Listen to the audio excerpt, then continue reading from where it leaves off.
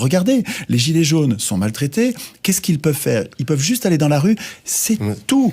Les mouvements de rue viennent de l'absence d'institutions. Je voudrais vous interrompre parce que vous avez dit que autant les élections ne vous intéressaient pas, mais vous y voyez un intérêt secondaire. Intérêt secondaire. Je vois par exemple, en l'occurrence, mais pour ce cas-là, il y a un résistant. Je vois l'Union européenne comme une prison politique de niveau supérieur par rapport à notre prison nationale.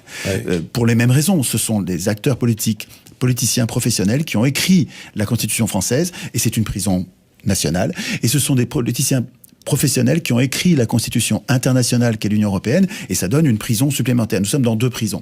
Donc, je ne vois pas comment l'élection va me permettre de me sortir de ces prisons-là. J'étais en train de vous dire que pour sortir de la prison européenne, il y a un acteur en France, pour l'instant, qui milite ardemment pour la sortie de l'Union européenne. Il s'appelle Asselineau. Et ce gars-là ne passe dans aucun média. Zéro, aucun média. Il a eu une faible audience au présidentiel, ce qui lui a retiré sans doute un petit peu de poids. Il a eu l'audience de ce qu'on lui avait donné dans les médias. Il est passé dans 1% dans les médias, il a eu 1% aux élections. C'est scandaleux. C'est scandaleux. Pour moi, je considère que la sortie de l'Union européenne est prioritaire. C'est une des priorités. Nous devrions, pour pouvoir décider de notre sort, pour pouvoir accéder aux droits des peuples à disposer d'eux-mêmes, nous devrions sortir de l'Union européenne.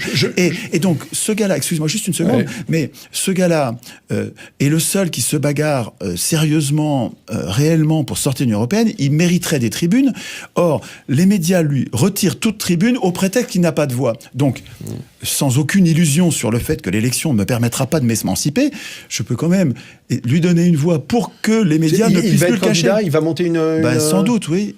Il a 79 personnes qui vont le suivre. Dans le panorama que j'ai monté, je ne l'ai pas vu apparaître. C'est un des grands partis du pays, Asselineau. Je veux dire, je rebondis sur la présence d'Asselineau aujourd'hui dans un discours qui est à peu près construit et qui, lui, est cohérent depuis la première heure. C'est-à-dire qu'il n'a même pas évolué, il n'a pas changé. Il pousse vraiment son raisonnement plus loin.